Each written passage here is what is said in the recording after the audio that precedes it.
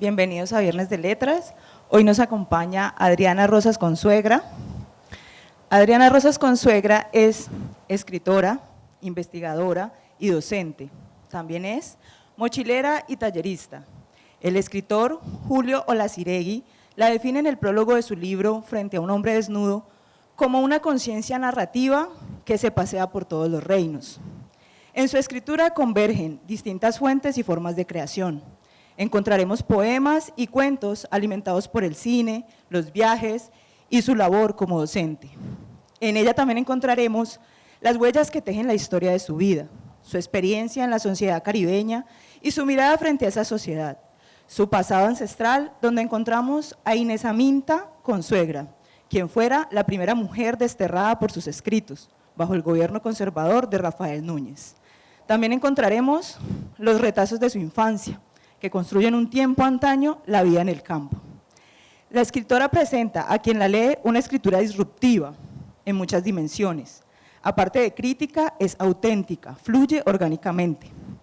En ella no encontramos imposturas de voz, sino su voz misma. Quizás encontramos algunas influencias de Alba Lucía Ángel o Marvel Moreno porque las ha estudiado y parece que le gustan, de quienes es perceptible el rastro cuando lee su narrativa franca y directa que llama las cosas por su nombre. Adriana escribe desde todo lo que la atraviesa como ser humano, en especial sentimos una voz de mujer. Sus personajes mujeres han logrado deslindarse de los modelos impuestos socialmente.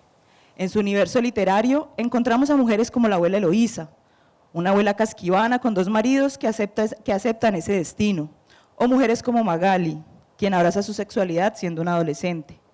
Mujeres que no son lo estipulado, sino que simplemente son, que se encuentran con su erotismo ya no como culpa, sino como un orden natural de su cuerpo. Me han dicho que comience por una cita que pertenece a un libro de cuentos que se llama Caribbean Express, que no ha sido publicado, está saliendo hace poco del horno, está ahí, a ver cómo ve la luz. Y el cuento se llama Las niñas hoy no han llorado.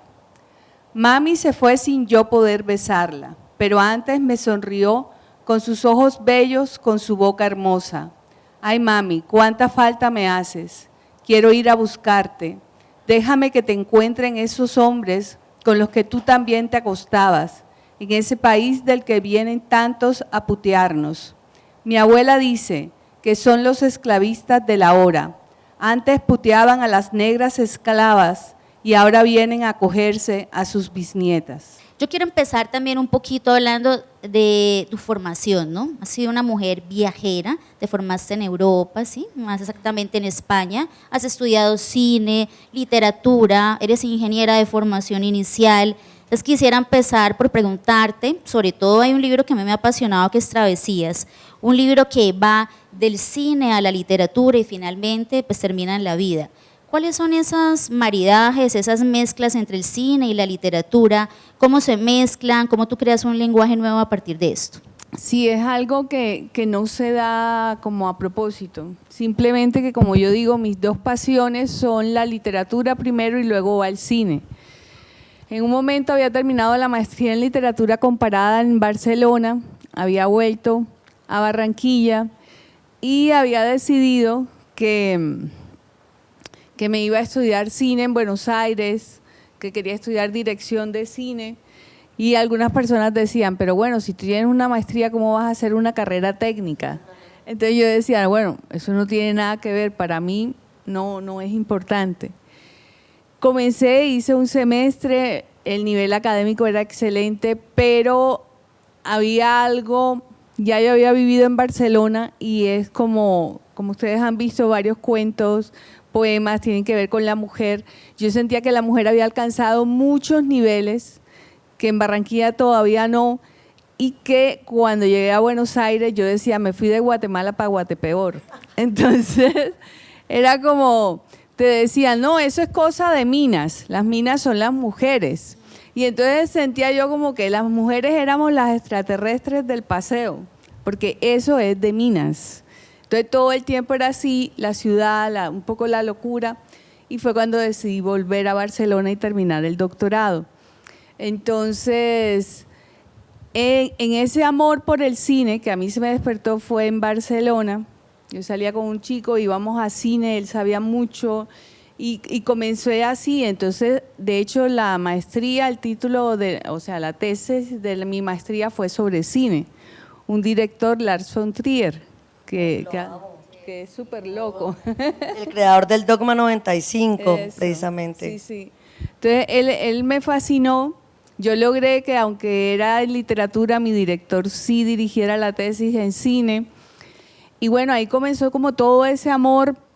Yo podía durarme un día entero en una universidad en la Pompeu Fabra viendo cine, me iba para la Cinemateca y me veía 4 películas. Entonces y claro, cuando llegué a Barranquilla, volví a Barranquilla, era solo en la Cinemateca. Y cuando yo veía una película que me impresionaba mucho, a mí me salía a escribir algo y yo escribía un poema. Pero era solo si me tocaba realmente en el alma. Y no era como a propósito, ahora voy a escribir, no. Y así fueron saliendo esos poemas que están en Travesías, hasta que un día dije, ay, ¿qué tal si los reúno? Y después salieron otros, entonces, bueno, ahí hice como algo, pero el cine siempre ha estado... Bueno, Adriana, hablando de esto, pues hablando de tu formación multifacética, transdisciplinaria, que me parece eso muy importante para tener como una mirada tan amplia, tan holística, leyendo tus textos, y que me hace pensar mucho en lo que decía Jim Morrison, ¿no? Que precisamente el cine está más cerca de la poesía que de la narración. Cuando yo leo tus travesías por el cine, yo leo, por ejemplo, lo que has hecho de Handmaiden, de La doncella de Park Chan-wook, y quisiera un poco, así como para algo puntual, ¿qué te gustó tanto de esa obra para que escribieras el texto a través de ella? Hay veces que puede ser simplemente como imágenes o como sensaciones que me mueven, y a veces eso de allá también me mueve algo interno a mí y hace que vaya. Por ejemplo, me acuerdo mucho de una rumana, entonces tenía que ver con cuestiones como desde el punto de vista del aborto, pero algo diferente. O sea, me gusta como cuando un tema, porque ya todos los temas siempre están, pero cómo se abordan, cómo se llegan de una forma diferente.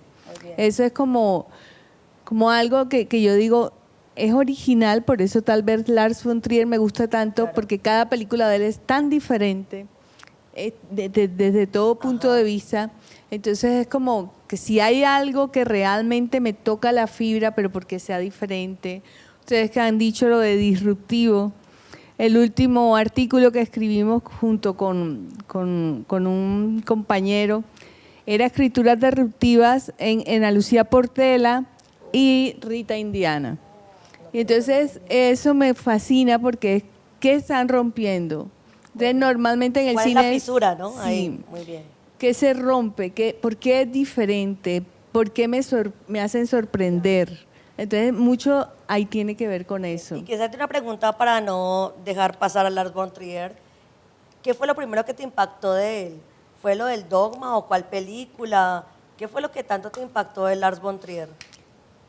Por ejemplo, Dogma lo trabajé en la tesis, pero yo me acuerdo mucho Rompiendo las olas. Oh, brutal. Tremenda película. Entonces, esa y Europa fueron las 2 películas que analicé. Ya. Y entonces era como, Europa me está mostrando qué fue lo que pasó en Alemania en esta Segunda Guerra Mundial, pero desde un punto de vista diferente. Claro. Ya es los alemanes que se suicidaban porque habían traicionado a otra gente. Entonces, ese punto de vista yo no lo sabía. Ya, cómo llegaron después los aliados y compraban a ciertos alemanes, ciertas empresas. Entonces, había todo un universo que yo no sabía y que me gustaba cómo él iba a llegar a ese punto, había llegado a ese punto. Fascinantes estas rupturas, y hablando un poquito de las visiones que no han sido tenidas en cuenta por la gran historia, ¿cierto? Yo pienso en tu novela, ¿cierto? Susana y los Invisibles, o en tus cuentos, Frente a un hombre desnudo, o quizás mi favorito, que es Caribe Express, que aún está inédito. Por favor, publiquemos ese libro, lo merece. ¿Cómo tú escribes sobre hombres, mujeres, incluso comunidad LGTBIQ+, que aparece en Caribe Express, y cómo son esos personajes, cómo surgen ellos? A mí me gusta y me gusta meterme como en la cultura, observar, hacer que la gente hable. Entonces, cuando fui la primera vez a República Dominicana, ese primer cuento que está ahí, pues yo vi a ese personaje. ¡Wow! Brutal. Entonces a mí me fascinó él. Entonces, claro, a partir de ahí, y no es como, ahora voy a escribir sobre él, sino que estoy sentada y comienzo a escribir y de pronto va saliendo y me voy inventando cosas, pero el personaje estaba ahí, era real. Y hay otros personajes que de pronto tengo una amiga que es barranquillera que vive allá y me cuenta historias, y ella habla y habla y habla. Y de pronto estoy escribiendo y algo sale ahí, alguna frasecita. O en República Dominicana llama mucho la atención que hay bastante prostitución, unos niveles. Y cómo se comportan esos europeos o esas personas que vienen del primer mundo y qué tipo de mujeres prefieren, u hombres, etcétera. Entonces, todo ahí también después como que hablo, pregunto, miro, investigo en algún momento y también veo cosas que hacen los europeos que están ahí, que es una nueva colonización lo que hay. Y que ya lo tienen tan naturalizado los dominicanos que uno habla y les dice, oye, pero mira, con lo que yo hablé era como, no. O sea, están ahí, que bueno, compraron todas las tierras por nada de primera línea de mar y a los otros, a los que les compraron, los mandaron para atrás y ahora están limpiándoles las casas, pero no importa. Entonces yo hablo o miro, y entonces voy, pero hay mucho como de meterme. Me gusta meterme y ver qué pasa y casi siempre escribo después. Si son poemas, sí pueden salir cositas ahí, pero cuando es cuento es después. Vale, Adriana, pues teniendo en cuenta lo que dices, yo leyendo tus textos, pues evidentemente ahí están evidenciados una serie de problemas sociales, comunitarios, humanos, de la condición humana como tal, y por eso es que considero que abordas también esa diversidad de personajes. Y ahí es algo muy importante, y es que esos personajes nunca los he visto como víctimas. Me gusta ese empoderamiento dignificado que tienen. ¿Por qué lo has decidido así? Porque uno pudiera decir, bueno, la mirada antropológica, desde lo que decía Carlos Mayolo, se puede volver una pornomiseria, ¿no? Pero ¿cómo has decidido no volverla pornomiseria, sino enaltecer esas voces? Es decir, ahí, aquí tú eres el que está mal, aquí tú eres el que está con problemas, y aquí estamos nosotras o nosotres sacando todo esto avante con una dignidad, y que casi que es como un tipo de dominación diferente, un tipo de dominación de la subjetividad, de la cotidianidad, de conocerse el territorio. Entonces quisiera un poco cómo haces también para el momento de crear, decidir cuál punto de vista lo tomo. Escribes de una, decides, porque eso en términos de creación literaria pues es algo que le inquieta mucho a nuestros estudiantes, ¿no? ¿Cómo decides desde cuál punto de vista narras lo que vas a narrar? Yo creo que eso va inconsciente. No es tanto de que yo quiera, pero a mí me fascinó, por ejemplo, Ángeles Mastretta, con Mujeres de Ojos Grandes, porque era un libro de cuentos donde eran mujeres que no, o sea, era como la tía que ya tiene no sé cuántos años y vive sola y tiene un amante súper jovencito y rompe con los esquemas, y todas eran mujeres que rompían. Entonces yo dije, eso es, no hay que mostrar a la mujer que sufre, que no sé qué, todo este tema que siempre, cuando hablamos de Alba Lucía Ángel, ya ella lo mostró, y hay muchas escritoras y se necesita mostrar también. Pero, por ejemplo, una vez estábamos en una mesa hablando sobre Marvel Moreno, en unas conferencias, y los hombres era hable y hable de cómo Marvel Moreno en 100 años de soledad mostraba tal y tal mujer que sufría, que la pasaba mal, que los hombres, que el patriarcado, y yo decía, no, pero es que hay tales y tales y tales mujeres que sí les va súper bien, que rompieron con todo, que guiaron a que este se suicidara. Entonces eso yo lo tengo como muy interiorizado, mujeres inteligentes, rompedoras. Entonces cuando yo escribo, es como también ¿Por qué voy a ponerlas? Entonces está esta que es prostituta, pero se quiere vengar de todos estos hombres, y lo que le metí como algo, no sé, ciencia ficción, algo no, literatura fantástica, y es que se tira un gran peo y el peo viene y se forma y los eleva y coge a todos estos tipos que van a prostituir a las mujeres y se los llevan. Aniquilador, gas. Entonces, pero en ese momento se me ocurrió, o sea, no es que yo haya dicho, uy, voy a poner esto, y yo en un momento decía, bueno, pero que les paguen bien, porque estas chicas están muy mal. Paguen bien para que si van a que ellas tienen que hacer todo lo que ustedes dicen o los hombres. Entonces, el primer cuento también es como este chico trans es... ¿Cómo acogiste a vos trans? Yo quiero que me hables un poco de eso, que nos cuentes, además porque es una voz muy bien creada, la verdad, es absolutamente verosímil, creíble, es muy natural, muy espontánea. Cuéntame cómo hiciste esa fisura. Yo a él lo vi, y sí fue, a mí me sorprendió la voz. Entonces pero a partir de ahí fue como crear todo eso y me salió muy natural. O sea, yo lo que trato es de meterme dentro del personaje. O sea, el personaje soy yo. O sea, Te pones en los zapatos del sí, otro. Yo estoy ahí metida. O sea, yo no lo veo que está allá afuera, o yo no la veo que está allá afuera. Cuando yo estoy ahí, yo soy la mujer que va dentro del carro, que es prostituta, pero va con el novio aquí. ¿Qué pasa dentro del carro? Yo lo estoy viviendo todo. Y ese hombre trans era yo era él. Entonces yo traté de crear algo diferente, como que hay algo y al final se sorprende de otra forma. O sea, no, tal vez como, no como yo quisiera, porque todo es como la imaginación, lo que me va saliendo en ese momento. Es como, sí, soy yo, por eso logro como meterme ahí. Y cuando yo escribo, que yo digo, los artículos científicos, pues bueno, cuestan, hay que inventarse cosas por aquí, pero siempre hay que existir los artículos científicos. Siempre tiene uno que basarse en lo que dijo fulanito, en lo que dijo sutanita, hay que dar todo eso, pero cuando yo escribo ficción, yo vuelo. Claro. O sea, yo estoy en otro mundo y para mí eso es fantástico porque me permite salirme y romper y ser todos esos personajes realmente yo los estoy viviendo, yo soy, nunca narro como los veo allá.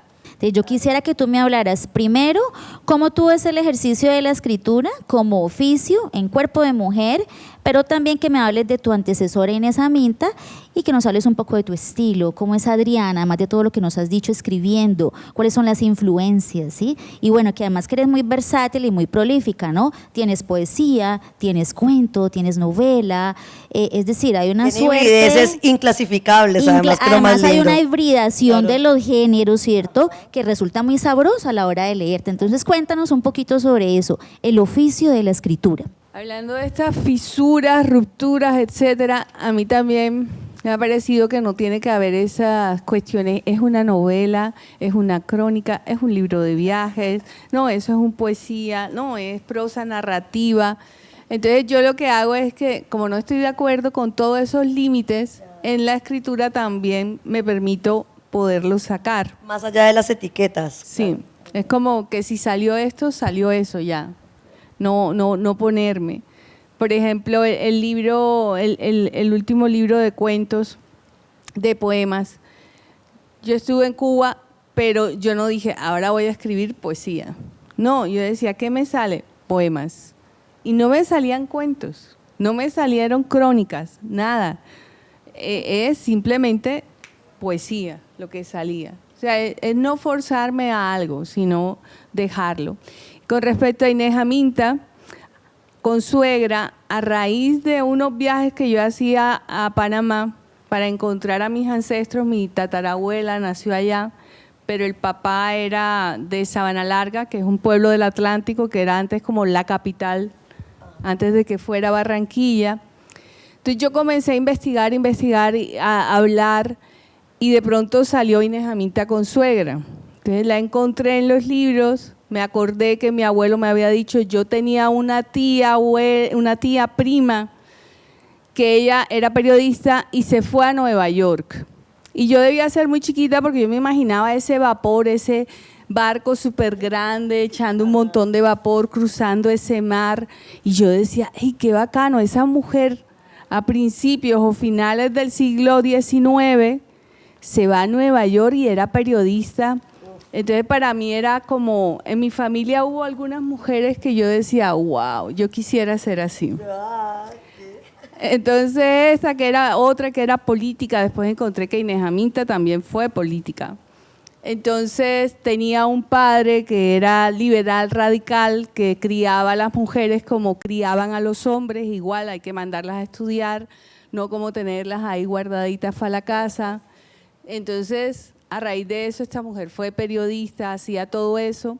Y en una novela que ella escribió cosas que hicieron que porque claro, hablaba de un personaje que sufrió mucho con todo esto del gobierno de Núñez y a ella la destierran. Entonces fue la primera mujer que desterraron y por lo que escribía.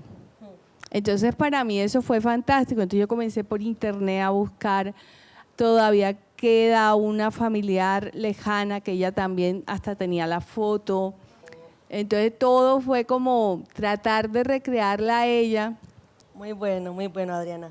Y pues ahí, quisiera que nos hablaran más de ese erotismo. Yo digo que narras con el cuerpo, escribes con el cuerpo porque se siente pues absolutamente como esa liberación, más allá del lenguaje explícito, que es un poco lo que escandaliza, digámoslo así, a las mentes más conservadoras o más del siglo XX, escandaliza mucho el lenguaje.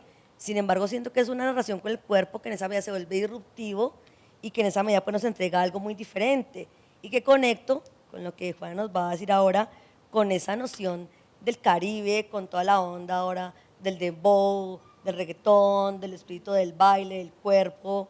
Y eso yo lo viví, una parte, o sea, es que hay ciertas cosas. Tengo esta amiga barranquillera que vive allá y le dije, oye, llegábamos a las 12 de la noche y entonces ella nos iba a buscar al aeropuerto. Vámonos a un lugar, le decía yo, para bailar, pero era viernes creo o sábado, pero que sea música popular, que haya un lugar que sea así, lo que sea de ahora. Y me dice, bueno, no te puedo meter a las villas porque allá de pronto nos meten un cuchillo, pero hay un lugar… No tan antro, ¿no? Un medio antro.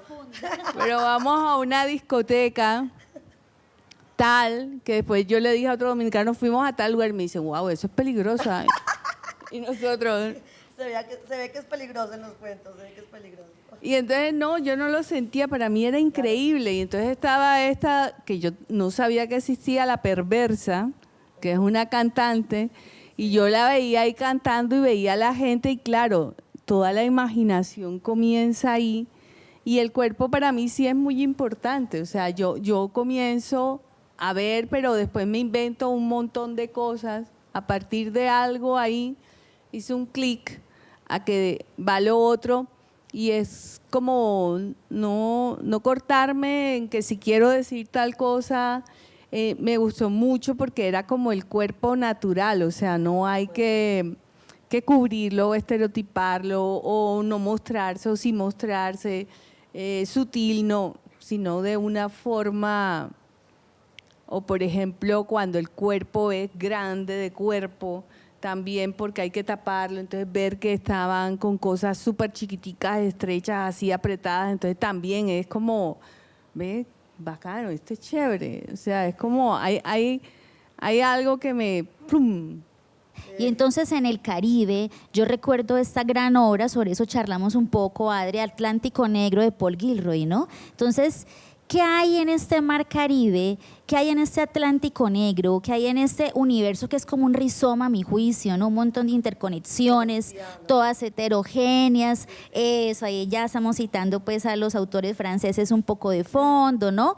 Pero más allá de esto, cuando yo evocaba tu obra, porque es una obra de evocar, es como el mar, ¿no? Va y viene. Yo pensaba, bueno, en las religiones de matriz africana, entonces llega Yemanyá y entonces llega Olokun. Entonces, ¿cuál es tu visión en este mundo amefricano, afrodescendiente, de matriz profundamente africana, digamos, cuál es el grito ahí, cuál es la irrupción, cuál es la ruptura, porque a mí me pareció que frente a este colonialismo atroz que hay, que existe, que es evidente, las religiones ofrecían lo otro, lo que tú dices, el cuerpo, la disrupción, la venganza inclusive, y ahí estaban hombres y mujeres, ¿cierto?, en este universo. Cuéntanos un poco sobre eso. Cuando tú decías que nos une, cuando nos conocimos del Caribe, ese Atlántico con el Pacífico, y yo digo que es todas esas raíces africanas, o sea, gracias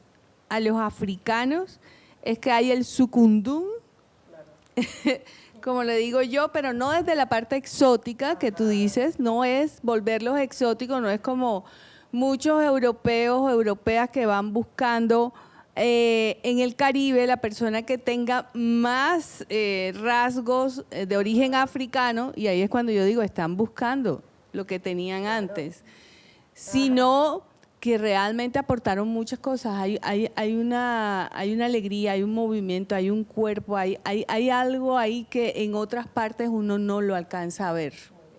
Entonces, ese Caribe para mí es el que une, y también une al Pacífico, y hay un cierto... Yo, por ejemplo, yo antes decía que la gente más linda que yo había conocido, tanto físicamente como internamente, era en el Pacífico. Hace como 30 años que lo recorrí, y que desafortunadamente esta violencia ha hecho que cambie totalmente. Pero yo me acuerdo que yo vi a Alfredo Molano y después dije, fíjate tú, inconscientemente, ese Travesías era porque él tenía el programa ese. Y yo me acordaba claro, de una claro. mujer en un pueblo en el Pacífico sobre un río, y le decía, pero yo ¿para qué quiero más? Yo soy feliz aquí, y aquí tengo la comida, voy, pesco allá, allá tengo los plátanos, aquí cultivo, no sé qué. Y yo la veía realmente feliz. Y cuando yo fui al Pacífico, que decían es la zona más pobre de Colombia, yo decía, no, si esta gente vive bien, antes de que llegara esa violencia. No se necesita ese montón de cosas físicas, materiales, etcétera. Entonces yo creo que sí hay eso, la música, que a veces ponen que sí es la música o algo, pero es que no, hay como un sabor que se le da a cada cosa. Y eso lo da el De hecho, cuando yo hacía la maestría en la Javeriana de Literatura, yo quería encontrar mis orígenes africanos. Yo estaba trabajando a Zapata, Olivella. Y mi abuelo... Cobio mayor. Y mi abuelo todavía estaba vivo. Y yo le comencé a preguntar, abuelito, mira, pero este pelo rizado que venimos nosotros, eso tiene que ser algún origen africano. No. Ese era mi abuelo, que era de origen francés, pelirrojo, rizado el pelo. Y yo, miércoles, entonces no lo encontré por ahí. De la parte de mi bisabuela, que sale ahí, pero dicen que ella era oscura, no sé qué, que ella era más oscura que los otros. Sí, pero esa era como de origen indígena. Y entonces encontré mis orígenes indígenas muy fuertes por varios lados, pero el cercano que yo debo de tal vez tener algo africano por ahí. Pero no lo encontré, pero yo lo quería encontrar y nada. O sea, fue como, como una decepción. Vale, muy interesante lo que dice Adriana, porque precisamente yo siento en tu obra, con esa mirada del Caribe, siento esa mirada del caos tropical que se opone a la homogenización ordenada, digamos, de una manera occidental total, y siento esa trietnicidad.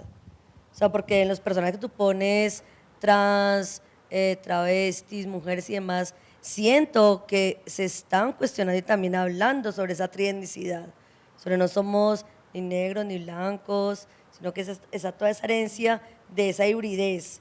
Y creo que la concepción que estás diciendo tú de la condición humana triétnica e híbrida se siente así mismo en tus textos. Siento que eso es de lo que más me ha gustado, esa hibridez, que no puedes definirla de un lado para otro, porque tú en Travesías encuentras un texto que está hablando sobre una película y empieza como un poema y se vuelve una narración y se vuelve una citación, y cuando lo terminas parece una reseña de la película. Entonces a mí ese francamiento de los géneros pues me encanta, y creo que es un máximo logro de tu obra.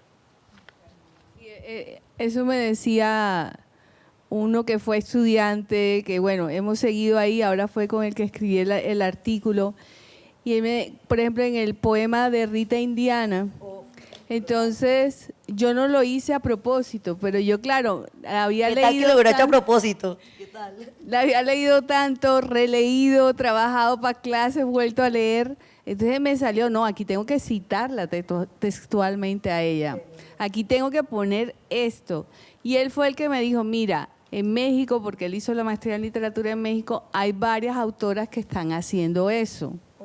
Y yo dije, mira, yo no sabía. Y lo estamos haciendo, que en la poesía es romperla y es meterle ya otras cosas y hasta investigaciones y todo y va ahí. Cuando yo leo los cuentos inéditos, que son mis favoritos, se los recomiendo, ojalá que logremos esa publicación pronto, Adriana, Caribe Express, yo digo, aquí hay otra cosa, aquí hay otro estilo.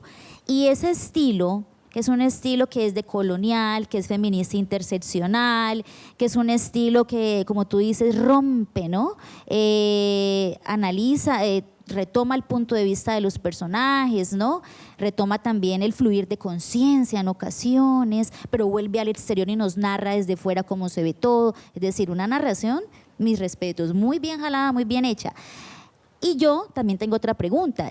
Hablando de Rita Indiana, yo sentí algunos ecos, no solamente por Olokun, por los orishás, ¿no? Por todo este cuento del Caribe, pues claro, de Rita Indiana, pero también de Mayra Santos, pero también de Yolanda Arroyo. Quiero que nos hables entonces de eso, porque yo siento que hay dos momentos en tu obra, ¿no? Cuéntanos un poquito. Sí, estos son recientes y entonces ya he tenido otras lecturas, otras cosas. Cuando tú decías esas primeras instancias, pues sí, yo leía, pues yo también doy talleres de escritura creativa desde el 2007 y entonces en una época decía, bueno, vamos a trabajar todo Cortázar y vamos con Cortázar. Bueno, ahora Capote y Capote. Pero cuando se hace desde esa perspectiva es analizarlo ya desde la forma de la escritura y sea lo que sea, se va, Raymond Carver también había influencia ahí, se le va pegando a uno algo. Ya recientemente hay otras lecturas, sí he leído a Yolanda Arroyo, a Mayra Santos, no he escrito nada sobre ellas, pero sí las he leído. Y claro, Así que es un deber tener esa tarea de escribir sobre Mayra Santos, creería yo. sí, eso me hace ¿Cierto? falta, sí, Claro. sí. Tiene una escritura muy buena. Entonces, ahí va eso, pero también me he deslindado un poco como en el sentido de que ya no quiero que sea tanto por un knockout, sino que quiero que cuente algo. Uno escribe y dice, bueno, yo escribo y saco mis textos y qué espero yo de esa recepción. Un poco, ¿no? Uno porque publica, porque uno decide publicar. ¿Acaso, digamos, tú eres editora también, eres profesora? Entonces yo diría, bueno, tú escribes y después vuelves a tus textos y dices, bueno, esto sirve, esto no sirve, esto se corrige, esto no se corrige, esto va para acá, esto lo entrego para que me lo corrijan, para que me lo lean. ¿Cómo es ese proceso para tú decidir, este libro está listo, esto ya está hecho? Quisiera que nos dijeras un poco de eso. Bueno, lo primero que por qué escribo, yo había estudiado ingeniería de sistemas. Sí, yo te iba a preguntar la transición ya. Y trabajaba en eso. De hecho, al principio, el primer semestre, cuando lo terminé, no quería seguir estudiando. Y entonces, en esa edad de 17 años, mi mamá me preguntó, ¿pero y qué vas a hacer? Y yo le dije, no sé. Me dijo, no, pues sigue estudiando mientras te decides. Pero yo ya desde el colegio sabía que me gustaban mucho las matemáticas, la física, pero también me gustaban mucho las humanidades, me gustaba la literatura. Y yo, cuando me gradué de sistemas, trabajé un año y dije, ahora me voy a ir a Bogotá y voy a estudiar literatura. Por amor, porque yo sí quiero escribir, y ahí lo tenía como claro, que yo sí quería escribir, pero tengo que saber más de literatura, tengo que conocer a los escritores. Y ahí sí. Entonces fue como meterme, pero yo creo que es como una necesidad. O sea, cuando dicen esas frases, así como eslogan, si no escribo me muero, que a veces va así, pero realmente, o sea, si yo no escribo, yo me siento que soy como una olla a presión, que se va llenando, que se va llenando, que se va llenando y que si no va a estallar y va a salir terrible. Mejor. Entonces Imagínate esa peligro. valvulita que va haciendo así y va sacando el aire, entonces la escritura a mí me libera. Cosas tranquilas como vacas obesas. ¡Qué titulazo! Contanos de eso. ¿Cómo fue el proceso de edición? ¿Cómo surge este libro? Yo tengo un taller desde el 2010, un taller de escritura que se llama Caminantes Creativos y nació con ese nombre porque eran niños desplazados por la violencia colombiana en un barrio, en Barranquilla. Entonces se comenzaron, eran niños, después eran adolescentes, luego el taller lo llevé a la Universidad del Norte, fue como teniendo varios estadios y por eso fue que quedó como Caminantes Creativos. Y en esa parte ya eran personas adultas y un chico de los del taller, que también fue el con el que escribí el artículo, en una parte, en una frase lo tenía así, cosas tranquilas como vacas obesas. Y entonces yo le dije, oye, ese debería ser el título del libro, ¿cómo les parece a todos? Ahí salió y fue como trabajar en el taller, qué texto vamos a coger de cada uno, volvámoslo a mirar, releamos, todos opinamos, todos los reescribimos, volvemos y salieron esos textos de ahí. Por eso hay poesía, cuento, partes de novelas, ahí hay un cuento mío que también ocurre en el Caribe y es una mujer que también rompe, o sea, a raíz de que entrevisté para el Live Festival a un escritor venezolano que vive en Madrid, él tenía un personaje que era una mujer espía, eso me fascinaba. Y entonces me enteré de unas cosas y todo, entonces esta es la mujer espía. Pero ya después de cada trabajo que ella hace le pagan en el Caribe. Entonces ahí la mando yo a ella. Ya a partir de ese personaje me creé otro y así va. Pero fue como ese proceso todo. Y después me di cuenta que en el prólogo que yo escribí para ese libro solo menciono a mujeres, a otras escritoras. Después te diste cuenta. Después me di cuenta. Entonces yo hablo ahí de, por ejemplo, de Danticat, que es genial, Edwidge Danticat, una haitiana, que se las recomiendo mucho, Maris Condé, que es una de Guadalupe.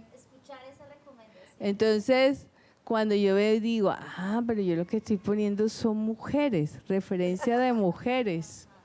Pero, y es inconsciente, o sea, es como pero es que realmente me gusta. Alba Lucía Ángel me fascinó con muchas cosas porque rompió.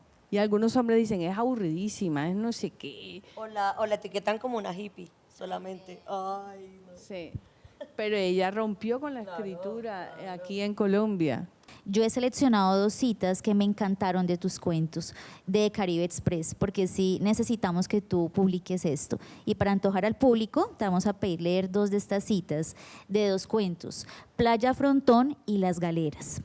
Aquí, en este lugar de lagartijos, de empleados obligados a ser serviles, a complacer a estos barrigones extranjeros con sus caprichos, un todo incluido, todo.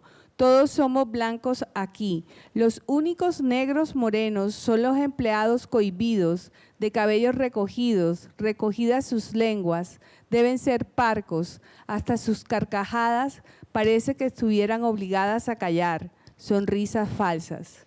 Y eso me pasó porque una mañana yo no me estaba quedando en este todo incluido, en estos resorts. Yo comencé a caminar y caminar la playa, era muy temprano, y caminé y llegué a este resort. Y a mí siempre yo he dicho, eso a mí no me gusta, no sé qué. Y entonces comencé a observar y a ver todas estas cosas. Y entonces de ahí salió ese cuento y me inventé a ese personaje que quiere romper con muchas cosas. Y este se llama Las Galeras, este cuento. Rebelión, la rebelión de los esclavos. Soy un descendiente de ellos. Mi mujer me ha hecho consciente de eso. Ella me ha enseñado a estar orgulloso de mi sangre africana. Ella es la que me ha dicho que debo responderle, porque yo antes me quedaba callado. Hace 35 años volvimos a servirles en masa a los europeos de mierda. Vinieron con sus resorts a comprar nuestras tierras, se aprovecharon de nuestra falta de dinero, compraron los terrenos frente al mar. Ah, mira, yo no sabía que había escogido eso. Y había hablado de eso hace poco. Me encanta esa tercerización. Ahí te das cuenta que eres realmente una escritora. Sí, Me y encanta. eso yo lo vi, fue porque estaba en un lugar y el administrador era un italiano. Y de pronto yo escuchaba unos gritos y gritos y gritos y estaba gritando a un empleado afrodescendiente. Y le gritaba y le decía, y en un momento le decía, porque yo soy italiano. Porque yo soy italiano. Entonces, en un momento que escribí un cuento, pues dije, algo saldrá y salió eso. Salieron esas cosas ahí. Y salió este personaje que ahí sí no se dejaba gritar y era la mujer la que lo instaba a que no lo hiciera, que sí se liberara y le dijera y le contestara. La pregunta es, de alguna manera, Marvel Moreno, o son dos, la primera es, ¿Marvel Moreno ha influenciado algo en ti o no? Y dos, ¿cómo se ve a Marvel Moreno, en Barranquilla, siendo que era un círculo donde ella emergió? Sí, definitivamente Marvel Moreno sí influyó. De hecho, hay un cuento, La ciudad de Marvel, exacto. Y Barranquilla es Caribe y todo, pero también hay cosas que a mí no me parecen. No me identifico, no estoy ahí en algunas cosas compartiendo y siendo feliz por eso. Entonces, en ese cuento, que los libros están afuera, frente a un hombre desnudo y unas ediciones de unos talleres que tenía antes, ahí está lo que yo pienso de Barranquilla. Es un personaje que habla y dice ciertas cosas. Entonces, Marvel Moreno sí tuvo influencia en mí, en una época la leí mucho. De hecho, la tesis doctoral mía, son 4 escritoras y comparaba 2 generaciones. Uno es Pilar Quintana, que es caleña, está Alejandra Jaramillo, que es de Bogotá, y la otra generación era Alba Lucía Ángel y Marvel Moreno. Eso sí hay influencia ahí. Hay una afectación del personaje en el individuo que construyo, o sea, todos tratamos de construir un individuo, supuestamente, no sé mucho de eso, pero supuestamente tenemos un individuo que estamos construyendo constantemente con todo lo que nos llega. Entonces, ese individuo es afectado por esos personajes que construimos. Hay un cuento que aparece frente a un hombre desnudo y a mí me pasó, y es la única vez que me ha pasado eso. Yo estaba escribiendo y yo comencé a escribir y yo sentí que se me puso un chico aquí al lado. Y era un chico del Pacífico. Y él era el que me iba contando. Y yo escribí. Yo después sí me puse a investigar mucho y clases y toda esta cuestión sobre el desplazamiento, sobre todo como el desplazamiento por la violencia, es la que me ha llamado mucho en cine y en literatura. Y yo dije, yo creo que sí había alguien diciéndome cosas porque en ese momento yo no sabía ciertas cosas. O sea, salieron cosas que yo en ese momento no sabía que se hacían por la violencia que hay en Colombia. Entonces, ahí sí fue como ese otro personaje hablándome. Había alguien ahí que me lo estaba diciendo. Fue la única vez que me ha pasado. No tengo como una pregunta así muy elaborada. Escuchándote, me gustaría saber, que hicieras memoria, si recuerdas qué fue lo primero que escribiste y dónde lo leíste. Y la primera vez que escribí algo así como serio era un libro de poemas, que eso todos se perdieron. ¿Y por qué? Porque yo se los mostré a una compañera que estudiaba conmigo en la maestría, que ella era poeta y tenía ya pues un recorrido, y les dio durísimo, fuertísimo. Y yo quedé así como en shock y yo dije, no, ya, esto no sirvo para escribir. Y entonces, después me di cuenta que sí, eran poemas que faltaba muchísimo por trabajarlos, pero bueno, salieron ahí.